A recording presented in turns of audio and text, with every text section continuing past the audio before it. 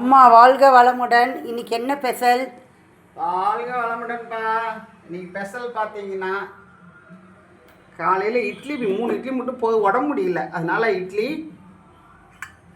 கொஞ்சம் இஞ்சி சட்னி, அதுக்கப்புறம் சாதம், அதுக்கப்புறம் மிளகு சாதம்ப்பா. பேரனை கட்டி வச்சிருக்கேன். மிளகு சாதம், ரசம், மிளகு ரசம்ப்பா இது.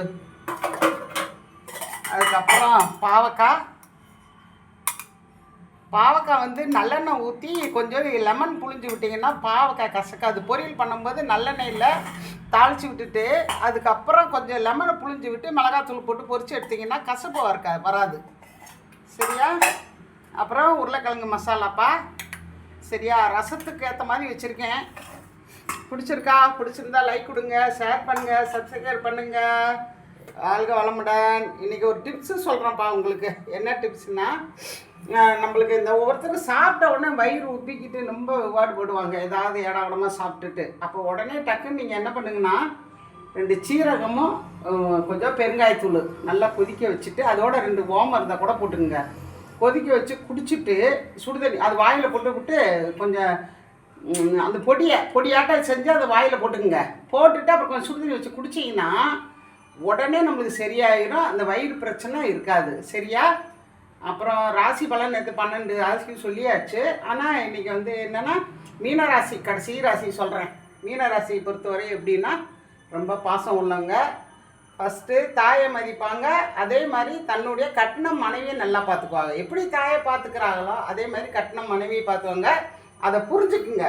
ஏன்னா எப்பவுமே வந்து மீன ராசிக்கு ரொம்ப பாசம் உள்ளவங்க, அன்புக்கு ஏமாந்துருவாங்க. சரியா? ஆனால் கோபம் பிடிவாதான் இருக்கும். அதிகமாக வந்து தனிமையை தேடுவாங்க. அந்த மாதிரியான ஆள் தான். இருந்தாலும் ரொம்ப பாசம் உள்ளவங்க. யாருக்காவது ஒரு கஷ்டம் அப்படின்னா தாங்க மாட்டாங்க. அவங்க ரொம்ப நல்ல ஒரு குணம் படைச்சவங்க தான். கோபம் இருக்கும், பிடிவாதம் இருக்கும். நல்லா டேஸ்ட்டாக எல்லோரும் பசிக்கு சாப்பிட்றாங்கன்னா அவங்க ருசிக்கு சாப்பிட்றவங்க. நல்லா டேஸ்ட்டாக இருந்துச்சுன்னா நல்லா சாப்பிடுவாங்க. டேஸ்ட் இல்லைன்னா தங்கமான பொருளாக இருந்தால் கூட தொட மாட்டாங்க. அதே மாதிரி பார்த்தீங்கன்னா நல்லா அவங்களுடைய கிரகங்கள் நல்ல கிரகங்களோட அமைஞ்சு உக்காந்துருந்தா நல்லா வீடு வாகனம் வசதி வண்டி வாகனத்தோடு நல்லா இருப்பாங்க. அந்த மாதிரி ராசி. நல்ல படிப்பு இருக்கும். நல்ல லக்கணம் வந்து தனுசு லக்கணம், மேச லக்கணம், சிம்ம லக்கணத்தில் வந்து அவங்களுக்கு இருந்துச்சுன்னா கண்டிப்பாக அவங்களுக்கு கவர்மெண்ட் ஜாப் கிடைக்க வாய்ப்பு இருக்குது. சரியா? மீன ராசியை பொறுத்தவரை இந்த மாதிரி தான் இருப்பாங்கப்பா. ரொம்ப நல்ல குணம் படைச்சவங்க தான். புடிவாதம் கோவம் இருக்குதான் செய்யும். அதை ஒன்றும் பண்ண முடியாது. எல்லா ராசிக்கும் இயற்கை தான். அது இருந்தாலும் உங்களுக்கு கம்மியாக இருக்கும். சரியா? பிடிச்சிருந்தா லைக் கொடுங்க, ஷேர் பண்ணுங்கள், சப்ஸ்கிரைப் பண்ணுங்கள். நாளைக்கு உங்களை சந்திக்கிறேன் மீண்டும்.